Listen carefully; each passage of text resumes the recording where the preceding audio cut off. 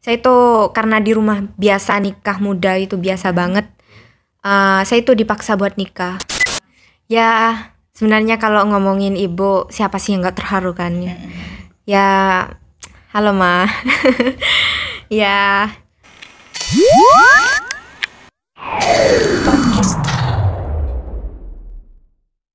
Halo, assalamualaikum sobat RTV. Di segmen podcast kali ini kita sudah bersama narasumber kita yang akan berbagi pengalamannya dan tentunya pengalaman hidupnya yang mungkin jarang orang rasain ya kayak gitu. Dan seperti apa sudah bersama kita Kak Anissa. Halo, assalamualaikum. Hai. Wow. Gini nih, kalau kira-kira kalau satu frekuensi nih emang kayak gini ya. Nyambung banget. Feel-nya beda gitu. Iya.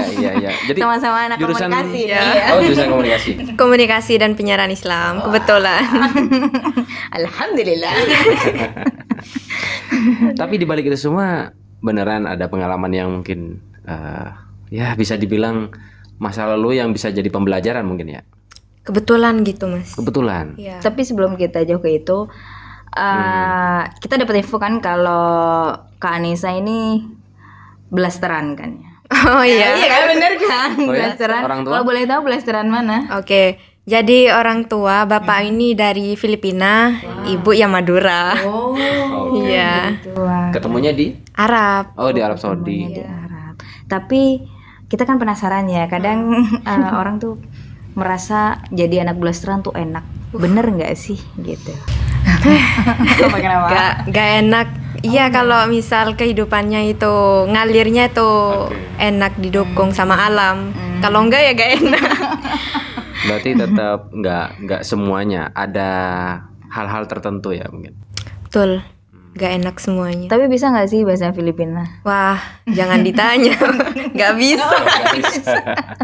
Berarti besar di Arab. Lahirnya di mana? Ya di Arab. Lahir di Arab, gedenya Di Madura. Jadi lahir di Arab itu sampai umur 6 tahun dong. Umur 6 tahun pulang ke Indonesia buat sekolah. Tahu gitu sampai umur 10 tahun lah biar bisa Kalau bisa sampai sekarang. Tapi sempat bisa bahasa Arab. Nah, dulu itu ceritanya saya itu gak bisa bahasa Madura, gak bisa bahasa Indonesia. Oh, pas pulang ke Madura. Iya, taunya bahasa Arab, bahasa Inggris. Ya alhamdulillah sekarang udah lupa semua. Wah, padahal itu tuh potensinya. Duh, harus belajar, Pak. Tapi tadi bilang katanya jadi anak blasteran itu nggak seenak yang orang kira. Nggak enaknya di mana sih? Ya, gak enaknya karena alam gak mendukung saya gitu, Mbak. Seandainya alam mendukung kan enak. Kayak misal bapak saya bisa ke Indonesia, atau misal saya bisa pulang pergi Filipina, ke luar negeri yang lainnya, itu kan enak. Cuman kalau saya enggak gitu. Saya pure tinggal di Madura, gak ada apa-apa lagi nih. Oh, berarti orang tua? Ya, sejak saya di Madura, 2 tahun lah ya. Tuh ibu sama bapak cerai. Oh. Oke. Iya. Jadi saya masih sama lah kayak yang lain, broken home. Broken home gitu. Iya. Tapi nggak kelihatan banget gitu loh dari Kak Anissa ini kalau basic keluarga yang seperti itu gitu. Orangnya selalu happy. Iya. Ya alhamdulillah sih kayak punya kebijakan atas diri. Kalau kebanyakan sih kalau di rumah nih ya Kak. Anak-anak yang broken home apalagi perempuan itu kadang salah jalan gitu. Iya benar. Ya, apalagi kayak saya misalnya Kak, di rumah ini gak ada satupun keluarga laki-laki. Kakak gak ada, kakek juga gak ada, apalagi bapak gak ada gitu. Berarti sesaudara semuanya perempuan. Perempuan semua serumah itu. Oh, serumah. Iya. Tinggalnya yang paling tua siapa? Nenek di rumah. Mama kan udah di Mekah sekarang. Oh, gitu. Iya. Jadi alhamdulillah sih Kak, sekalipun broken home saya masih sadar gitu kalau saya tuh gak boleh kayak gitu, harus cari jalan yang lebih asik. Bisa kuliah. Karena perempuan itu kan sebenarnya tidak bisa dipungkiri kalau kita tuh butuh figur seorang laki-laki. Nah, sedangkan Kak Anissa nih belajar dari mana figur seorang laki-laki itu? Ya, kalau saya sendiri ya dari mama sih. Mama perempuan sih, cuman kayaknya apa sih yang gak dia bisa. Cari uang bisa, ngasih kenyamanan, keamanan, dan semuanya itu mama bisa. Sampai kan dulu pas masih muda beliau ini ngerantau ke Mekah kan. Biasa orang Madura gitu kan, ke Malaysia kini. Mama itu ngerantau buat keluarganya gitu, nenek. Sampai saya lahir sama adik saya ini balik ke Indonesia dan sekarang balik lagi ke Mekah dan gak nikah sampai sekarang itu. Jadi saya sadar di situ kalau ya kami tuh sadar sebagai manusia sih sebenarnya, bukan sebagai laki-laki atau perempuan. Iya benar. Masih komunikasian sama mama? Iya, Masih. tiap hari. Oh, tiap hari. Wajib. Gitu ya. Dan pulangnya mama setiap kapan?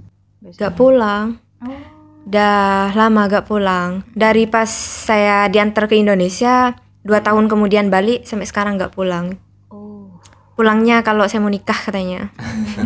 Gitu. Tapi Iya, gini, iya, ketika sudah masih umur 6 tahun kan ya ke Madura, kita masih belum bisa berpikir pastikan apa itu sebuah keluarga dan seorang ayah. Nah, ketika sudah biasanya anak tuh ketika sudah sekolah atau sudah mulai bersosialisasi sama yang lainnya, itu mulai merasakan itu. Nah, merasakan itu nggak sih Mbak Anissa? Banget. Jadi kan apalagi shock culture dulu. Gak sesuai dengan perkembangan dan juga budaya yang ada di Arab, tiba-tiba ke Madura. Jauh banget. Terus gak ada bapak juga. Sedangkan teman-teman tuh biasa ada kakeknya minimal lah gitu ya, ada keluarga laki-lakinya. Itu saya enggak. Jadi emang kayak sedih banget, apalagi kan keluarga miskin juga. Nggak begitu banyak hal yang bisa jadi, kalau bahasa Maduranya tada pos-aposah waktu itu. Ditambah juga mamah ke Mekah gitu. Dah lah purna. Gimana tuh Kak Anissa waktu itu? Maksudnya kan melihat teman-temannya sekolah diantar sama orang tua gitu. Gimana? Ya kalau saya sih enggak sih, saya bukan tipe orang yang kalau sedih pas terlalu berlarut-larut. Kalau saya diem tuh biasanya saya pas banyak pikiran. Jadi saya itu kayak anak yang hiperaktif emang dari dulu. Jadi kalau misal sedih, ya udah saya cari kesibukan. Ada masalah saya pasti cari kesibukan itu. Untuk mengalihkan itu kan, kesedihan. Dari situ waktu itu yang membuat kamu nggak enaknya dengan kondisi seperti itu apa? Yang kamu merasa nggak enak ternyata punya kondisi yang seperti itu. Ya mungkin karena saya berasal dari keluarga yang nggak berada, terus saya sudah mulai sadar kalau nggak bisa nih biasa-biasa aja. Kalau terus-terusan kayak gini nggak bisa nih. Jadi saya mulai ini belajar dan mulai terbuka juga secara pikiran. Oh nggak apa-apa nih sekalipun nggak laki-laki. Saya juga harus bergerak nih ke depan, menelusuri masa depan sesuai dengan yang saya mau gitu. Cuman ya ada sih titik yang buat saya gak enak, yaitu budaya yang ada di rumah. Oh ya, kenapa? Perjodohan dini misalnya. Oh masih ada? Biasa banget di rumah. Pernah sampai dijodohin? Iya pernah tunangan dulu. Pas waktu kapan? Lulus MI atau SD itu. Jadi MTS atau SMP waktu itu saya tunangan 3 tahun. Ya. Itu berarti tunangannya dari SD sampai SMP? Dari lulus SD itu. Dari lulus SD Ya. sampai Iya. SMP. Oh ya, terus akhirnya? Ya waktu itu sih masalahnya ini, saya itu karena di rumah biasa nikah muda itu biasa banget. Saya itu dipaksa buat nikah. Iya, cuman karena saya sudah ngerasa bukan anak yang biasa, harus mendobrak itu. Jadi saya tuh kabur, sempet kabur. Kabur gitu. Aksi berontaknya lah ya. Banget itu. Jadi saya kabur, cuman alhamdulillah masih positif waktu itu. Saya kaburnya ke pondok pesantren. Oh iya benar. Jadi aman. Jadi dulu kan saya tuh maksa gak mau nikah saya. Soalnya kan belum mondok gitu.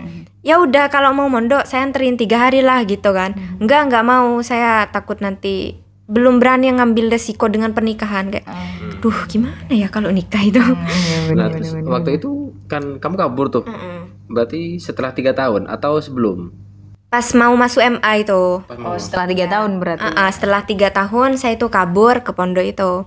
Sampai kan dipaksa banget, ditekan juga, gak ada yang dukung. Sampai depan kamar saya waktu itu ada kakak sepupu, biar saya tuh gak kemana-mana.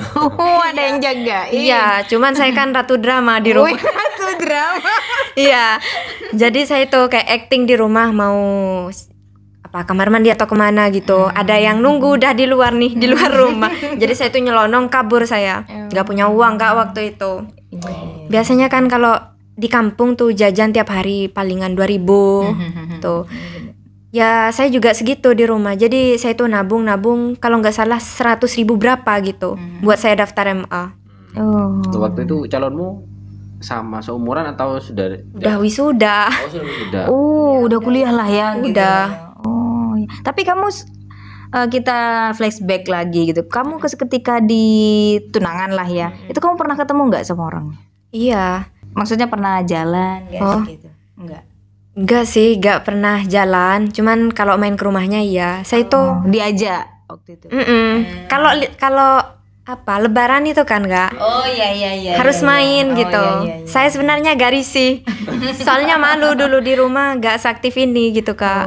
Harus salim kalau ketemu di mana itu kan. Malu saya itu. Ya setelah itu karena tetap kan ya dipaksa juga mondok, waktu itu mau sekolah gak didukung. Sampai saya itu ngeluarin kata-kata yang menurut saya itu sangat sarkas dan gak baik gitu kalau saya inget. Bahasa Maduranya tuh gini, Bu, Mak, sampian mun tak ngarjekna gula, tikel gula saya karjek tibi.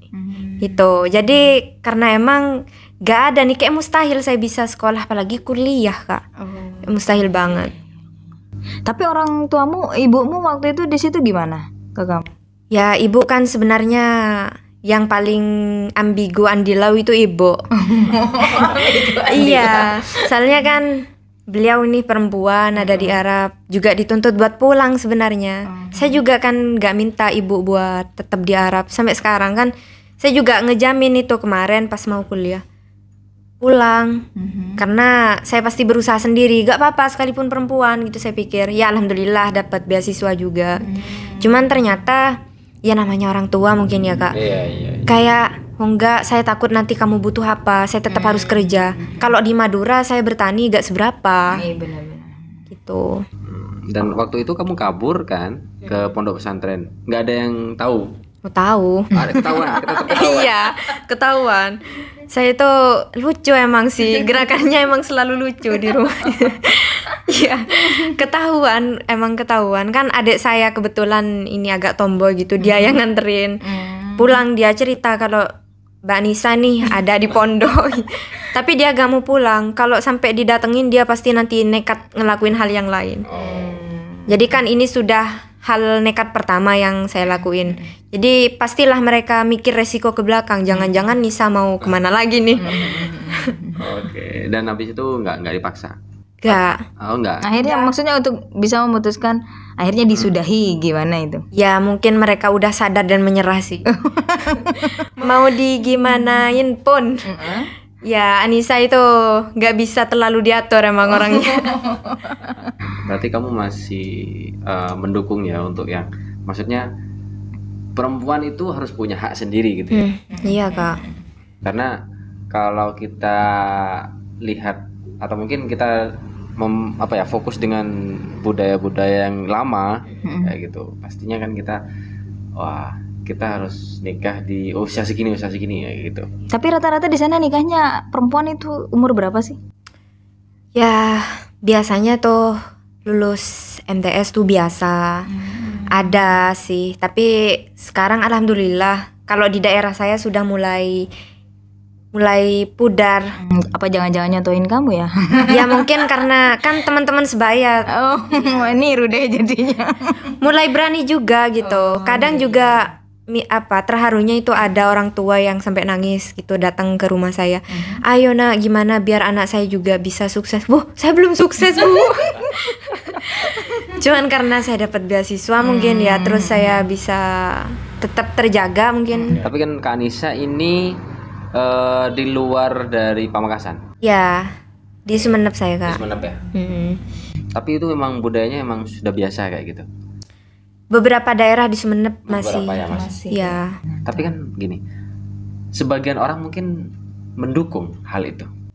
Pernikahan. Ya, pernikahan yang mungkin ya asalkan mungkin mereka berpikiran gini, asalkan anak ini sama tidak ada paksaan dan daripada mungkin pacaran atau apa, mending dinikahkan juga. Sebagian ada yang setuju. Menurut kamu gimana? Ya asal emang sama-sama siap, sama-sama sepakat ya nggak apa-apa sih. Cuman kalau kita ngomong terkait dia bisa fokus belajar apa enggak, ya sebenarnya agak setuju. Cuman kalau misal perempuan kan kadang bercabang enggak? Iya benar-benar. Ya bisa sambil bisa nikah sambil kuliah itu bisa. Tapi sebagian juga enggak, kayak saya enggak bisa. Tapi kalau aku melihat sih memang ketika menikah di usia dini itu, kalau aku lebih melihatnya ke kematangan usianya dia ketika dia menghadapi sesuatu setelah menikah. Kan orang menikah kan bukan berarti hanya just you and me gitu loh. Benar-benar. Tapi sama yang lain juga gitu. Harus nyuci bajunya. Dan sudah ada yang menentukan di program-program keluarga ya. Itu kalau wanita sekitar 21-an mungkin. Itu sudah bisa mulai menikah. Bukan tidak bisa, tapi lebih matang mungkin ya kayak gitu untuk mempersiapkan. Dari segi emosi, macam-macam. jasmaninya juga gitu. Iya. Dan kan? hal itu kita juga pernah ngelihat memang ketika ada sudah banyak masih usianya muda, dia sudah gendong anak itu sudah biasa. Dan itu di daerah-daerah tertentu di Madura, dan hal itu lumrah gitu ya. Sebagai Kak Anissa, harusnya gimana nih? Harusnya gimana seorang perempuan gitu? Kalau saya sih sebenarnya tergantung perempuannya ini bisa cerdas apa enggak, Kak. Itu. Karena dulu pun ketika saya mikir gimana nih kalau saya ternyata harus terperosok, harus terpaksa nikah gitu. Saya juga memikirkan itu dulu kan. Jadi dulu saya tuh ngechat SMS sih, gak ada WA dulu. Belum sampai ke situ. Saya tuh SMS ke tunangan saya, Mas, kalau misal saya nanti nikah sama jenengan, kira-kira saya bisa lanjut sekolah apa enggak? Iya bisa Neng gitu katanya. Tapi nanti setelah 1 tahun sama saya gitu. Wah, mikir nih pertama. Terus yang kedua saya tuh minta ini sih. Saya kan harus tetap berpendidikan, karena kan zaman ke depan nih bakal lebih berlanjut lagi gitu, berkembang. Saya minta tiap bulan tuh harus saya dikasih buku sama suami saya gitu mikirnya. Cuman kayak gak terlalu responsif. Ya udahlah, saya bulat untuk tidak menikah saja. Oh, itu akhirnya yang membuat kamu enggak deh gitu ya. Jadi kalau perempuan-perempuan yang pas ternyata terpaksa sampai harus nikah, kalau saran dari saya sih tetap aja tuh jangan sampai terintimidasi oleh pasangannya gitu. Kita tetap bisa berjalan. Kan hubungan itu 2 orang, Kak. Iya benar. Laki-laki dan perempuan gitu. Ya, komunikasi. Kan suami itu atau istri itu partner. Apa-apa komunikasi. Iya. Iya. Jadi makanya di jurusan komunikasi kayak gitu. Gini amat. Untuk menyuarakan gitu ya. Jadi memang kita juga harus lebih smart ya. Iya, benar-benar. Memilih mana yang harus kita perjuangkan. Iya. Jangan meskipun mungkin memang istri harus patuh dengan suami, tapi selama itu istri punya hak tertentu yang harus diperjuangkan, ya kenapa tidak gitu, selama tidak melanggar norma tertentu. Ya kan? Tapi mungkin ada beberapa perempuan yang nasibnya tidak sebagus Kak Anissa gitu. Mungkin dia sebenarnya tidak ingin gitu melakukan pernikahan, tapi dia mau tidak mau kayak gitu. Apa sih sebenarnya pesannya Kak Anissa buat teman-teman di sana? Kalau pesan dari saya sih ya, sadar aja sih sampean Mbak. Sadar kalau selain perempuan kita juga manusia. Iya. Jadi hak untuk manusia itu banyak, sudah diatur juga secara tidak tertulis dan konstitusional juga sudah diatur. Jadi kalau pesan dari saya ya, kita tetap harus berjuang sesuai dengan apa yang kita mau. Kita tetap harus mendapatkan hal-hal yang masih bisa kita perjuangkan, Kak. Apalagi kan pasangan kita itu yang sama kita terus, masa gak bisa lah kita rayu-rayu suami kita. Makanya pesan saya, kita harus lebih smart sebagai perempuan. Iya benar-benar. Dan untuk perempuan di sana yang bakalan mungkin pernah alami yang kayak Kak Anissa ini, apa yang harus disampaikan? Kalau dari saya sih, jadilah perempuan yang bebas dan berkehendak, yang setiap proses, arah juang, arah langkahnya itu gak mudah diotak-atik, gak mudah dieksploitasi oleh pasangan maupun atasan gitu. Jadilah perempuan yang tetap maju terus gitu, selagi itu positif dan baik dan gak merugikan siapapun, lanjut aja. Iya benar gitu. Karena memang segala sesuatu kalau kita udah mikirnya, oh jalanku udah bener nih, semuanya tuh punya alasan ya kan, semua punya pondasi harusnya dan sudah punya dasar memang. Karena kalau kita berpegang teguh sama dasar kita, insya Allah kita udah bener ya kan. Masalah nanti di lapangan akan terjadi apa, pas kita aja. Kita sudah bukan hidup di zaman yang serba perjodohan kan. Iya benar. Kita juga siapapun wanita tentunya itu juga punya hak untuk memilih ya kan, karena yang akan menjalankan kehidupan itu yang wanita dan pasangannya yang dipilih, bukan orang tuanya ya kan. Dan itu harus diperjuangkan. Bagus untuk Anissa nih untuk menyuarakan hak-hak wanita ya kan. Iya benar. Tapi pesan-pesan dong buat mungkin Umi, ibu kamu di sana gitu. Semua para ibu umum secara umum lah. Enggak ungkapan-ungkapan perasaannya boleh. Sayang gitu. Soalnya kan ini kan lama tuh nggak ketemu ya kan, kali aja nanti lihat gitu video ini gitu. Ya sebenarnya kalau ngomongin ibu, siapa sih yang nggak terharu kan ya? Ya halo Ma. Ya gimana nih ya ngomongnya? Enggak gini mah. Jadi maaf banget mah, dari dulu suka jadi anak yang pemberontak tapi nggak merugikan kan. Pesan buat mama, juga buat perempuan bergelar ibu yang lain juga. Pesan saya tetap semangat jadi ibu, tapi tetap harus sadar kalau kalian juga manusia selain perempuan.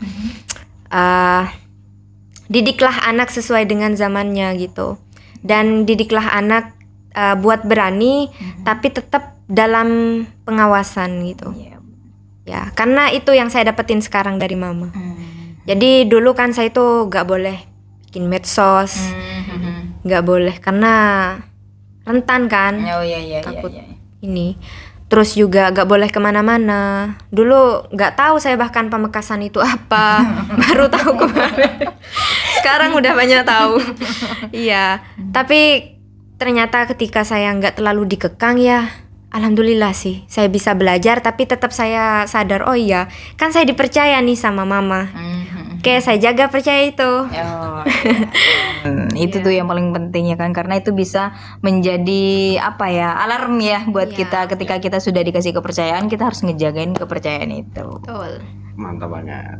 Oke, thank you buat Kak Anissa udah share. Kalau sebenarnya pengalamannya dulu luar biasa ya.